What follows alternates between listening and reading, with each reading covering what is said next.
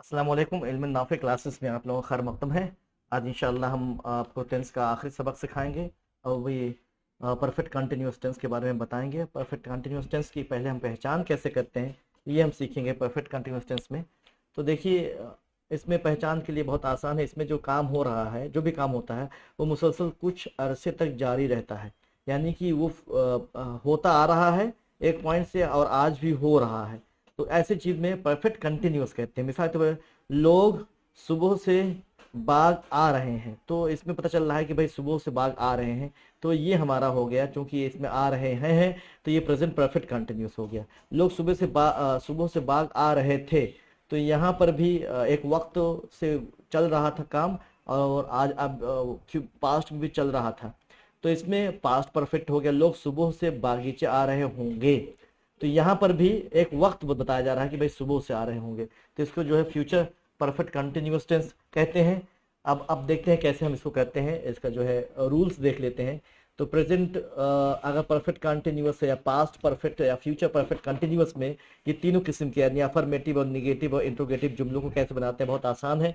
तो प्रेजेंट में जो अफर्मेटिव सेंटेंसेस हैं उसमें हैज या हैव दोनों में से कोई लगाएंगे। तो हमने आपको शुरू में बताया था कि इसमें जो है ये जो सब्जेक्ट है, ये सब्जेक्ट के बदलने से, यानी कि आई है, वी है, यू है, दे है, ये सब अगर लगेगा तो ये हैव लगेगा। और प्लूरल नाउन है, लेकिन अगर ही है, शी है, और अगर इट है, या सिंगुलर नाउन है, तो ऐसे उसमें हैज लगेगा। तो ये सबक है। और उसके साथ में हैज बीन या हैव बीन होता है, वर्ब की आईएनजी फॉर्म लगती है इसमें। वर्ब की आईएनजी फॉर्म पूरे उसमें लगती है, हर उसमें, चाहे अफर्मेटिव, चाहे निगेटिव, चाहे इंट्रोगेटिव, चाहे वो पास्ट, चाहे प्रेजेंट, चाहे फ्यूचर परफेक्ट कंटिन्यूअस हो। तो आईएनजी फॉर्म देखिए, सब में आईएनजी फॉर्म लगा हुआ है। तो ये अच्छी बात है, आपको इस चीज को याद रखना है कि आईएनजी फॉर्म तो लगना ही लगना है सब में। और बीन भी सभी में आता है, B B double E N, been जो है, यहाँ हैज हैव बीन आ रहा है। यहाँ पर देखिए हैड बीन आ रहा है, इसमें सब्जेक्ट कोई भी हो हैड बीन आएगा। और फ्यूचर में क्या है, विल हैव बीन आएगा। यहाँ पर सब्जेक्ट कोई भी हो, विल हैव बीन आएगा इसमें। तो अफर्मेटिव जुमलों में इस तरीके से है। निगेटिव में देखिए, इसमें इसमें नॉट लग जाएगा, हैज हैव नॉट बीन, बाकी ये सब चीज वैसी रहेंगी।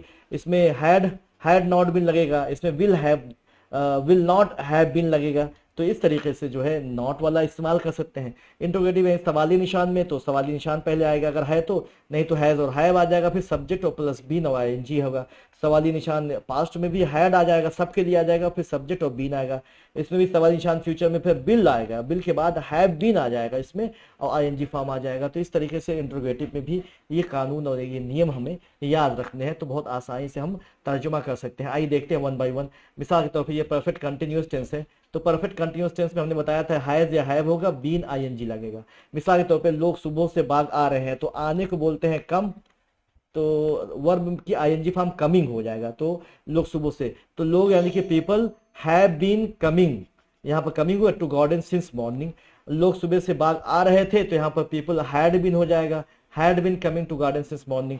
लोग सुबह से बागीचे आ रहे होंगे, तो पीपल विल हैव बीन हो जाएगा, जो कि हमें यहाँ पर दिया दिया जा रहा है। तो ये चीज जो है हमें यहाँ पर दी जा रही है, बताई जा रही है।